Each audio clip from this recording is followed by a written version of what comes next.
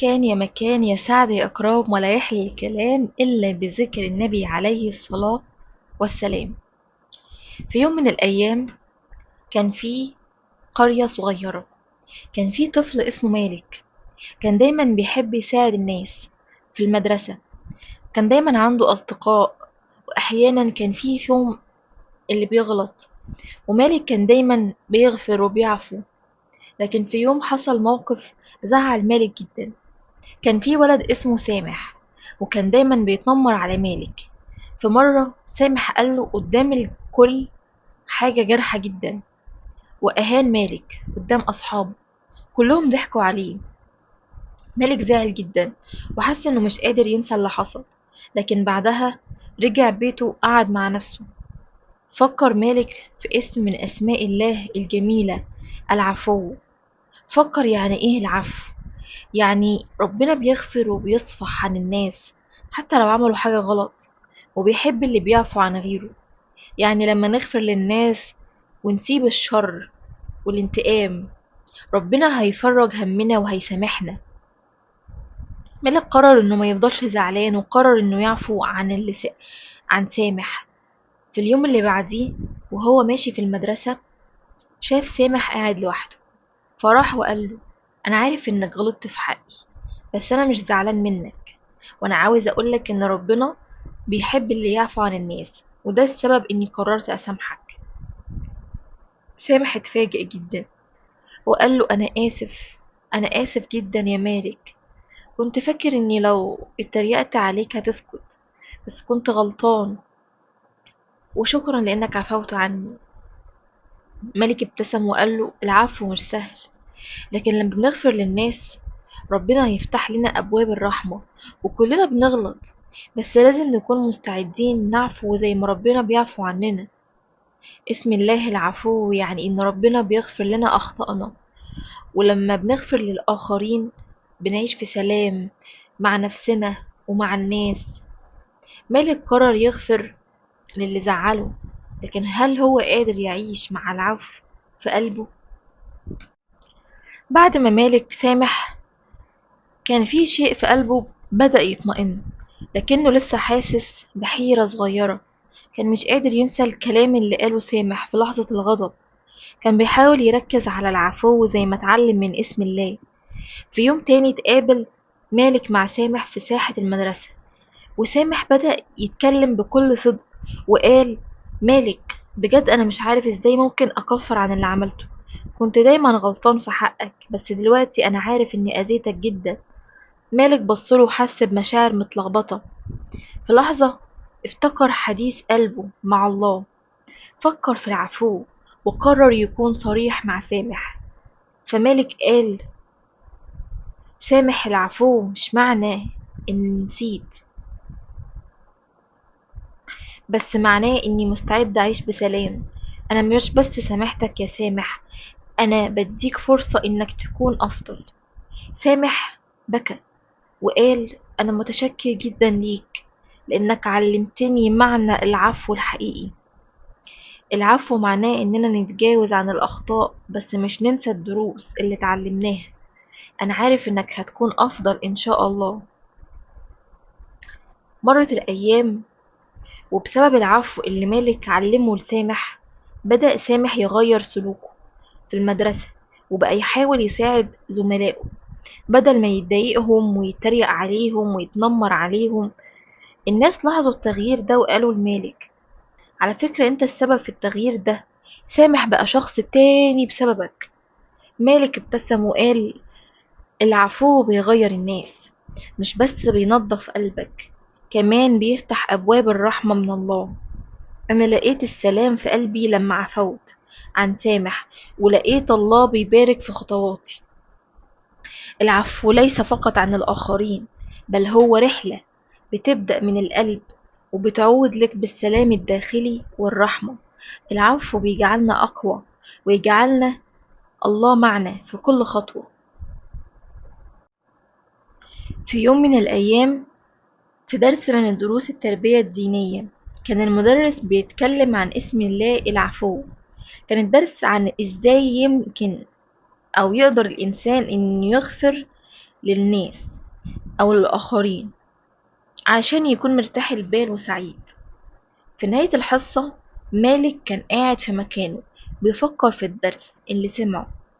كان حاسس انه لسه في قلبه بعض التردد ناحية سامح، رغم ان هو سامحه عن كل الحاجات الوحشة اللي هو عملها في حقه، بس حاسس انه لسه محتاج يسيب الغضب ويغفر بصدق، مش بس بالكلام، عشان يبقى هو كويس وخلاص.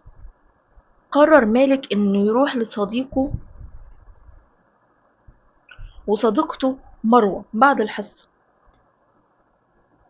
مروة كانت من أقرب أصحابه في المدرسة، وكانت بتعرف مالك كويس. لما راح مالك عند مروة قال لها: أنا عايز أتكلم معاكي في حاجة. أنا سامحت سامح، لكن لسه في حاجة جوايا مش مرتاح. إزاي أقدر أغفر بصدق وأنا لسه حاسس بإحباط؟ فمروة ابتسمت وقالت له: مالك، العفو مش بس عن الغلطين في حقك، العفو عن نفسك كمان هو جزء من العملية. لازم تسيب الغضب جواك وتفتح قلبك للسلام. مالك فكر في كلام مروة وقال: يعني لو سمحت بصدق هحس براحة؟ فمروة أكدت له وقالت له: بالظبط، العفو هو اللي بيحررنا من القيود اللي حاطينها على قلبنا. لما بتغفر للناس انت كمان بتغفر لنفسك. بعد الكلام اللي مروة قالته لمالك، قرر مالك انه يقعد مع نفسه ويغفر من قلبه ويصلي ويدعي ربنا، وقال: يا الله، علمني كيف أغفر بصدق، علمني كيف أترك كل الغضب وأعيش بسلام. بعدها مالك حس بحاجة غريبة من قلبه، كان في راحة وسكينة محسش بيها قبل كده. فجأة حس بسلام داخلي كبير، معادش حاسس بزعل أو غضب من سامح، كان كل حاجة في قلبه اتغيرت.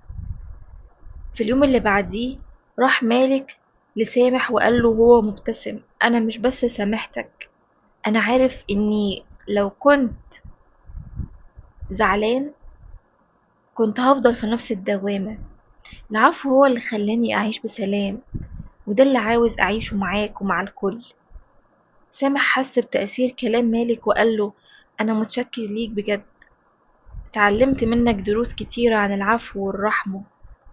العفو ليس فقط عن الآخرين، لكنه أيضا عملية إصلاح داخلية. لما بنغفر عن الآخرين بنلاقي السلام الداخلي اللي بيجيب لنا الراحة والسعادة الحقيقية. والعفو عن نفسك هو الطريق للعيش بسلام. مرت الأيام وأصبح مالك يعيش في سلام داخلي بسبب قراره بالعفو عن سامح. الموضوع ما اقتصرش بس عن تأثير العفو على مالك، بل بدأ يلاحظ ازاي زملائه في المدرسة بدأوا يتغيروا هم كمان. وفي يوم من الأيام مالك شاف في ساحة المدرسة عادل، واحد من أصحابه اللي كان دايما متشدد جدا في رأيه ومشغول ان هو يلوم الآخرين. عادل كان دايما بيتعصب لأي مشكلة صغيرة، بس كان في اليوم ده كان قاعد لوحده وعمال يبص على الناس وهو شكله زعلان. فمالك قرر ان هو يسأله ويروح يطمن عليه. قال له: عادل، انا كنت زيك زمان، كنت فاكر اني لما اغضب والوم الناس هحس بالراحة، لكن العفو بيدينا سلام داخلي وبيغير حياتنا من جوه. عادل بص لمالك واستغرب وقال له: بس ازاي العفو ممكن يغير كل حاجة؟ لما تعفو مفيش حد هياخد حقه. فمالك ابتسم وقال له: العفو مش معناه انك تتخلى عن حقك، العفو هو اختيارك للسلام بدل من الانتقام. لما تعفو انت مش بس بتخفف عن نفسك، انت كمان بتساعد في خلق بيئة اكتر حب وتعاون.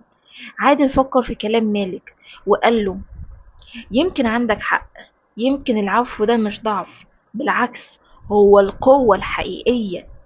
من اللحظة دي بدأ عادل يتغير وبقى يتعصب قليل جدا وبيسامح ومش بيلوم الآخرين، وكان بيلاحظ نفسه لما يحس براحة وسكينة محسش بيها قبل كده، من ساعة ما قرر إن هو يعفو عن الناس ويبطل يلوم فيهم. بدأ هو كمان يتعلم ازاي يكون متسامح مع الناس ومع نفسه، ويتقبل الناس بأخطائها، مش لازم دايما ينظر عليهم ويحكم على مواقفهم، بس على الأقل يسمع منهم. العفو ما بيغيرش حياة الشخص اللي احنا بنعفو عنه فقط، بيغير حياة الناس كلها. لما بنعفو عن الآخرين بنساهم إن احنا نعيش كلنا في سلام ومحبة وتفاهم. وبس كده، توتة توتة، خلصت الحدوتة. ما تنسوش تكتبوا لنا آيات من القرآن عن اسم الله العفو.